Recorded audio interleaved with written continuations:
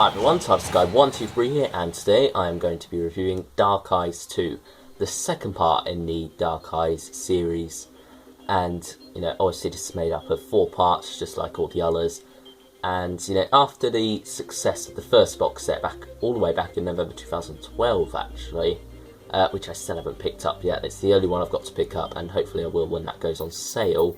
But yeah, basically after the success of that, they decided to make 3 more. So this is sort of like the first of that second wave, I guess you could call it in many ways.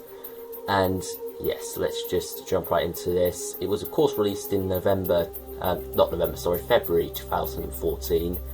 And yeah, I picked it up just recently actually, while it was on sale for £20. Because I'm not really prepared to pay the full 40. Is it worth the full 40? Maybe, but I just wasn't prepared to pay that. But that's just me. So then, Darkeyes 2, you have Paul McGann on the cover there with Alex McQueen as the master to the right of him. Then you've got Ruth Bradley as Molly O'Sullivan and Nicola Walker as Livchenka. And in the middle there you have a Dalek with Fire Rabbit. It's one of the early Dalek designs, like late Hartnell and Troughton style. And there you have the Big Finish logo, of course. And right at the bottom there, if you can read that, it is starring Paul McGann, Ruth Bradley, Nicola Walker, Natalie Burt, and Alex McQueen with Nicholas Briggs as the Daleks. And now for the spine right here, if I can fit that all in, just about, you're not missing much there. But yeah, you got Paul McGann and Molly and the Master on the spine here. Quite nice that the image is totally different from what's on the cover. I do quite like having that difference there. Then you've got Darkeyes 2, the Traitor, the White Room, Time's Horizons, and Eyes of the Master. And there is of course a 2 there. A prize to anyone who can guess what that 2 means. But anyway, you got once again all that starring stuff there, and then written by Nicholas Briggs, Alan Barnes, and Matt Fitton, and directed by Nicholas Briggs. And it's sort of like Nicholas Briggs' last involvement with the 8th Doctor, actually, at least that we know of. Because during Darkeyes 3, Matt Fitton took over as lead writer, and Ken Bentley took over director, and that sort of like continued into Darkeyes 4 and Doom Coalition now. But hopefully Nicholas Briggs will return to the 8th Doctor at some point. Anyway, here is the spine right here. There you go, you can see the 4 stories that are featured. Now let's kick off with the first one, which is the Traitor. Right here you can see that, and this is Paul McGann and Nicola Walker.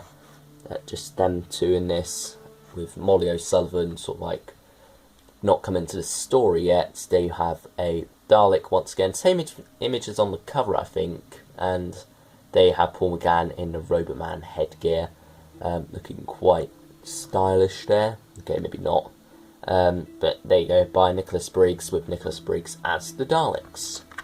There's the spine once again if you want to have a look at that. And here is the reverse, written and directed by Nicholas Briggs. Yeah, and all that wonderful stuff. The blurb and the cast list. Here is the middle. There's just the 1 disc. All these are just 1 disc stories, by the way.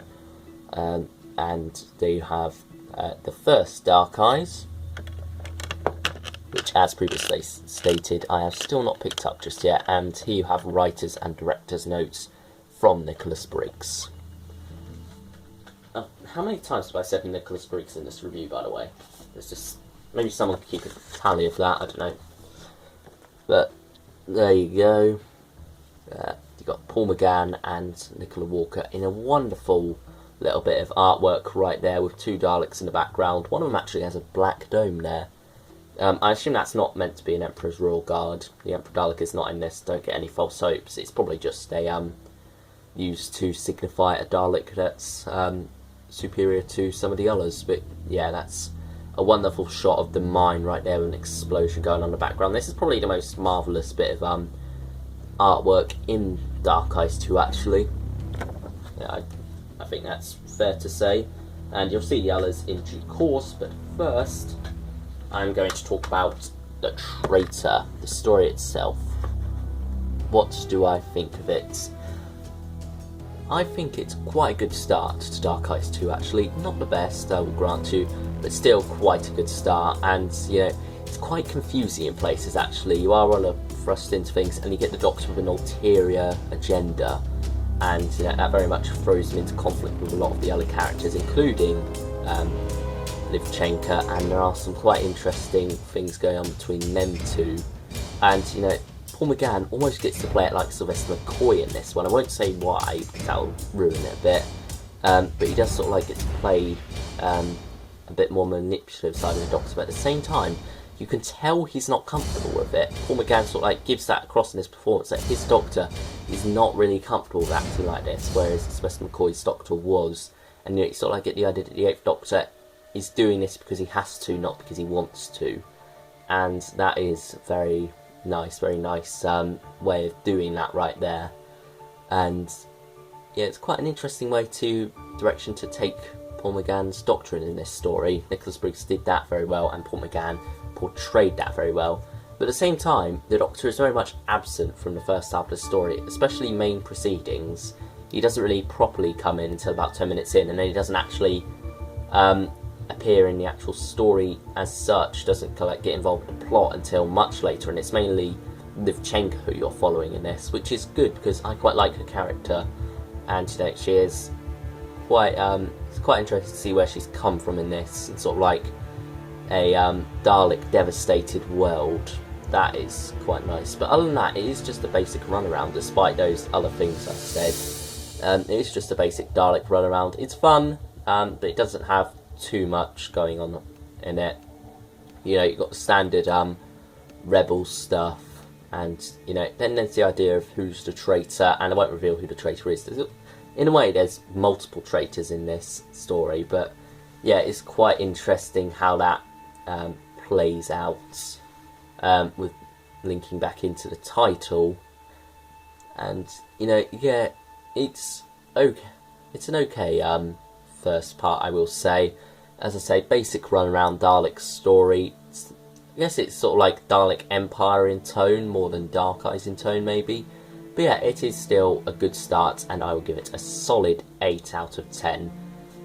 So let's pick this one up, take it away, and now bring in the White Room, which sort of fits with my white background that I've got going on here. But anyway, as you can see there, Nicola Walker is absent from this, and Ruth Bradley has taken her place. And you can see her on the right there as well as Molly O'Sullivan. There you have the Doctor. You've got a Viren right in the background there, sort of like hiding away in the shadows.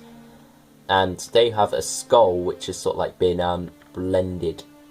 Well, the skin sort of like turned clear, and you can see the brain glowing there and whatnot. That's all quite creepy stuff going on there. And then you got 1918, which is the year this is set, towards the end of the war, and there you got some other numbers floating about right there.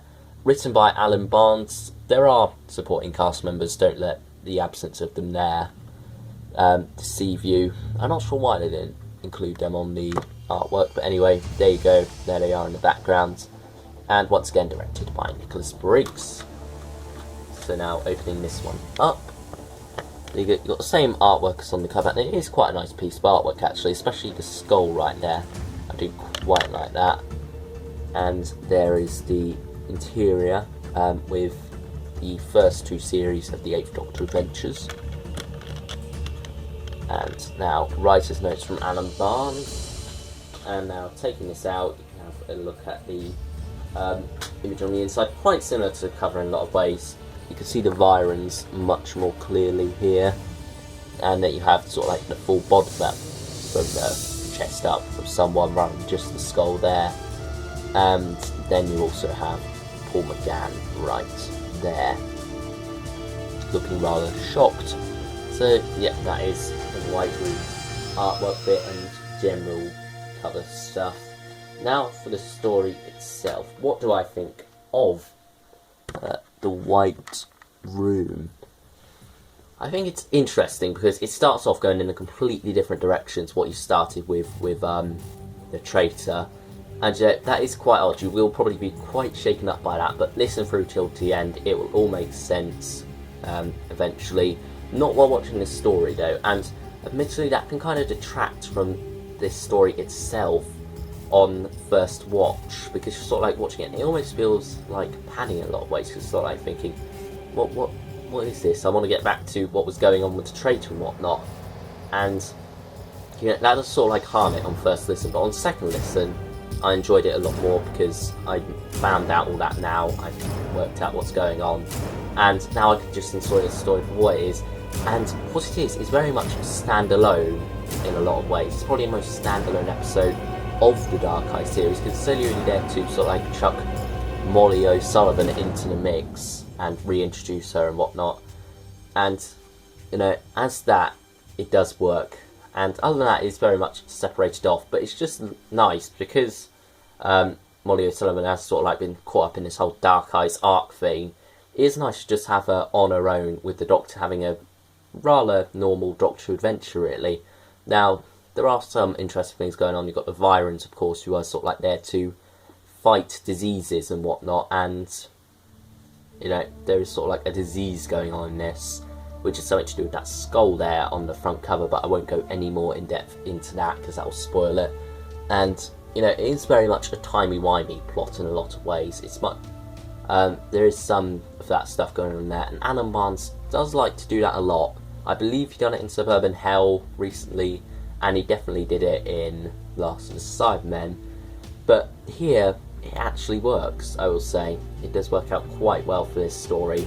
However, it's sort of like the resolution is where it gets a bit weak, because it's just sort of like oh, is that it? And that's how it ends. It doesn't really build up to anything, it just sort of like fizzles out a bit, which is my one flaw with this story. Because other than that, it's great fun. You've sort of like got wartime stuff going on, you've got mysteries, you've got sort of like runaways and whatnot, and deserters and all that wonderful stuff. You've got sort of like a mysterious Surgeon General, and then you've got some other characters who are quite wonderful as well, such as if I turn that over to just look at their names. Master Zachary, he's quite a good character, but I think, what's it called? Dr. Herbert Goring, he's probably the most interesting of them.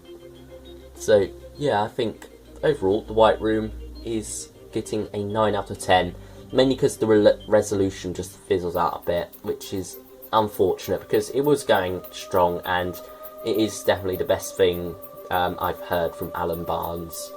So, yes, that is my thoughts on the White Room. And now we sort of like return to the Dark Eye story itself with Time's Horizon, and this is where you start to get some answers. You start to get clues which help you work it out. But anyway, all the cast are united now. You've got Paul McGann, Ruth Bradley and Nicola Walker all together in this one, and then you've got Time's Horizon right there by Matt Fitton. Matt Fitton comes into the fold, and this is sort of like where he takes over from Nicholas Briggs. And of course he then went on to write the whole of Dark Eyes 3 and half of Dark Eyes 4, and I believe he's writing one story for the next one as well, Doom Coalition, so that's quite exciting. Featuring David Sibley, who of course is the Eminence, and the Eminence sort of like comes into the Dark Eyes story at this point as well, and sticks around for Dark Eyes 3. But anyway, here you have Paul McGann as the Doctor to one side there, and then on the other side you have a mummified corpse type thing going on there. That's quite interesting, and that's what links into the horror side of this story. And there you have Nicola Walker as Livchenko right in the middle, with the spaceship background going on, sort of like the orange mist going about there. There's the spine, there's the back. I think you've learned what to expect from this by now, especially if you watched the my other two reviews. And here is the middle bit there, 2.3. And also I forgot to mention it does have the 50th logo. Just a little bit to mention there, because it is before they introduced the new logo right there, which is sort of like the solid silvery one, whereas this is sort of like a blend of the Hartnell title sequence. And writer's notes from Matt Fitton there. And now for the picture inside this, which is probably the most disappointing one of them all, I will say. Yeah, just a little bit of computer babble stuff going on there. Not too much interesting. Then you have the spaceship itself, which is quite a nice model design, but you know, overall, I was expecting a little bit more, especially given the quality of the other two. But oh well, it's still okay. Just put that back in there, and now for my thoughts on the story itself. And well, it's not the best, I will say that. It's actually probably my least favourite from this, which is unfortunate because with the title of Time's Horizon, I was expecting a lot, I don't know, and just sort of like the premise of the story as well sounded great. You know, I was hoping for sort of like claustrophobic horror with that monster running around killing people and whatnot and taking him over one by one, sort of like what the Eminence does, but instead of going for a full-out war story like the other Eminence stories, having something a bit more horror-based. Unfortunately, it doesn't do that exactly. You sort of like get the build-up to that in the first half, as well as some other mysteries going on, which revolve around this subplot, and the subplot basically gets answered pretty quickly, then completely disappears. Yeah, that was a little bit of an odd subplot, but anyway, and then for the main plot itself, once you sort of like find out that the subplot is something totally different, it just sort of like detracts from the main plot, because you have all this mystery that's related to something different, and you're hoping it would tie it together, but it doesn't, and then you just get left with a rather bland second half of this, where it's not sort of like being hunted down by Eminence Infinite Warriors or whatever. It's just sort of like a conversation, really. And you know, on audio, that's sort of like what you'd expect, but you know, I was expecting a little bit more from this. It is rather a bland conclusion, and you know, once again, it has one of those endings where it's just like, oh, is that it? And you know, that's rather unfortunate, and that's why this story is getting a 7 out of 10 from me. Yeah, it is my least favourite from the box set. But on the bright side, this is the part where it's all sort of like tying together, because Dark Eyes 2 is very much 4 distinct stories. You've got 4 distinct villains as well in each of the stories, but you know, it does eventually all tie together quite nicely, and you know, I do admire the writers for how they made that work out. So then, as I was saying, the last story, Eyes of the Master, and this has been claimed to be the best one from this set, and I have to agree, it is the best of Dark Eyes 2. So then you got Paul McGann, Ruth Bradley and Nicola Walker once again all together for the finale, with written by Matt Fitton and featuring Alex McQueen as the Master, you can see on the cover right there. Then you've also got Natalie Burt as Dr. Sally Armstrong, and he has sort of like all the eyes going on here. You've got Molly, the Doctor, not sure who that character is, and you've also got the Doctor's new Beetle. Yeah, he has a Beetle now. That's quite interesting. And then you also have Frank Skinner down there as sort of like a celebrity cameo, which is quite nice, because he then went on to appear in the series itself as Perkins in, oh goodness, Mummy on the Orient Express. There's the spine once again. Hopefully I won't chuck this about anymore. There's the back with the cast, and Frank Skinner is just playing Soldier. But yeah, anyway, opening this up now, there you have just the one disc. And by the way, you can't see it here, I'll just flip it back to the front again. It contains bonus behind the scenes disc CD. I don't know why they had to include that on there.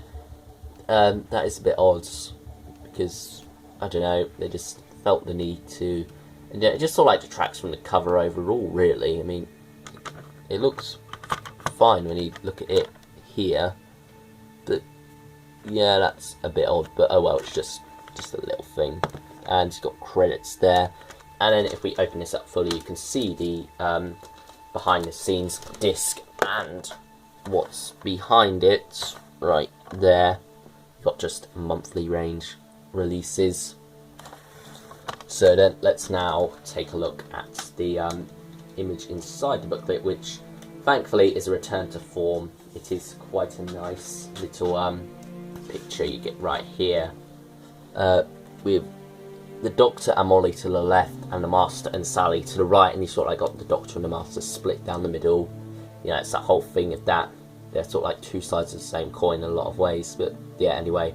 And then to the left you can sort of like see London, and to the right you can see just lab equipment right there for the Master's opticians. So yes, that is that. And now for the story itself. She's sort of like, as I was saying earlier, each story does have its own distinctive villain, and while the Eminence is in this, it doesn't really do too much. It more serves as a plot device than an actual monster. But yeah, anyway, it's the Master who's the villain in this, and you know, it was the Daleks in the Traitor, the Byrons in the White Room, the Eminence in Time's Horizon, and as I said, the Master in Eyes of the Master. And he does wonderfully. I have said that I absolutely adore Alex McQueen as the Master. He does a wonderful job, and you know, sort of like does a very different performance, but still the Master in a lot of ways, which is good. I really do like his interpretation of the role, and he also gets his own companion in this, Sally Armstrong, right there. And their sort of like interactions are quite interesting. They're quite something. And you sort of like get the idea that the Master is the dominant one. He sort of like exerts his influence over her, and sometimes she sort of like is a bit quippy and a bit snappy, and then the Master puts her back in her place, which is very nice. And you know, that makes me sound a bit sexist actually. I'm not being sexist, I'm just saying that it's just sort of like nice to show that the Master is the villain here. He is the main villain, and you know, he is sort of like exerting his influence. He's not doing what the Doctor does, where he's sort of like being friends with him. He's very much being master of a slave. That is in a sense what Sally Armstrong is, a slave to the Master. So yeah, that's quite interesting. I do like their dynamic there. And so it's just wonderful listening to Alex McQueen being charming as this sort of like optician where he's talking to his patients. Just sort of like, he's just so charming, and it really is just wonderful listening to him talking to his patients. While you know he's got an ulterior motive, he just goes about it so nicely. And that's just, it's sort of like the thing with Delgado's Master. You sort of like fall in love with him because he's doing everything he does with such a suave nature, and just he's just so kind. It just makes you think, oh, he's mean, he's going to kill that person, but he's being nice while doing it. And you know, it's just sort of like, I don't know, I just love villains like that for some reason, and that is why I just love Roger Delgado's Master and why I love Alex McQueen's Master. But yeah, anyway, on to the story itself, which is sort of like maybe a bit standard, maybe a bit predictable, but you know, I don't mind that because it's just a Master story really, and it's just fun to have this story going on here where you got the Doctor going around 1970s London trying to solve all the mystery of what's going on, and it does sort of like link into the overall arc, and this is where you do get your answers and whatnot, and that's all well and good, but you know, at the same time it is just a good story by itself, and you know, it's just great really. And seeing not seeing, obviously it's an audio, listening to the interactions between Paul McGann and Alex McQueen is very good. Ruth Bradley sort of like gets her own subplot in this as Molly, where she's off with the character David Walker. That's all very good. I do like that side of the story. Nicola Walker as Liv unfortunately does get pushed towards the background a bit for the majority of this story.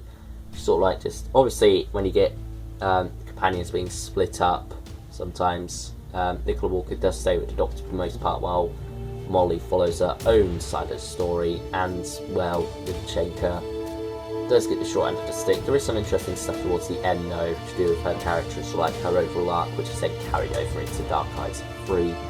And that is one thing I will say about Dark Eyes 2. It stands alone very well, but it also sets up Dark Eyes 3.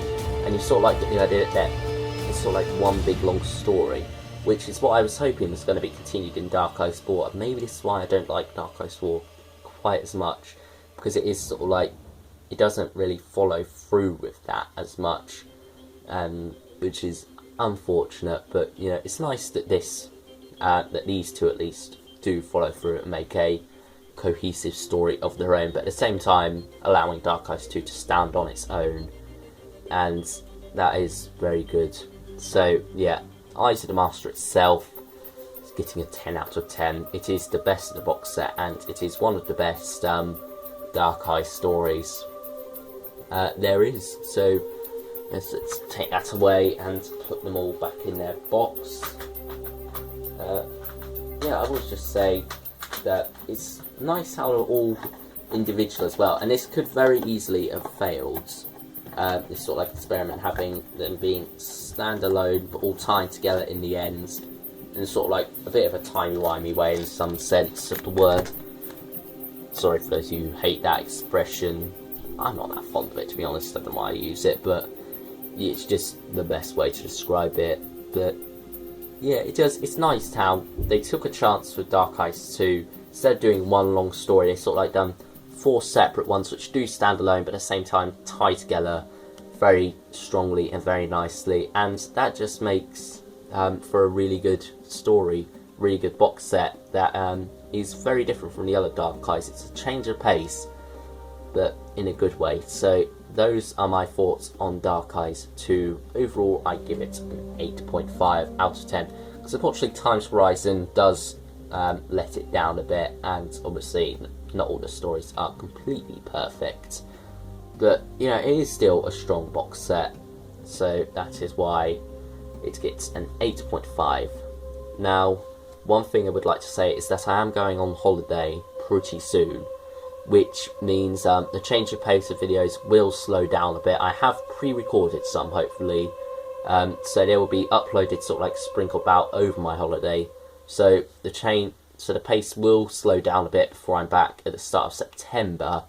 But yeah, so that's just a heads up on that. If you're wondering why I'm uploading less, that is why. So, thank you for watching my review of Dark Eyes 2, everyone, and I will see you all next time. Bye, everyone. As we rise up and bank over the city, I see the familiar view. The remains of a great civilization, now defeated, broken. Come on, keep pushing! Keep pushing! That's it! That's it! In, both of you! It's engulfing the corpse, the mummified body. Let me out! Open this door! It's happening again. Go! Now! Get them! When? Where to? The priest hole. What priest hole? We just bounced off the edge of the universe. Slightly different, not to mention impossible. An infinity beyond your imagining. It's you. Bow down before me.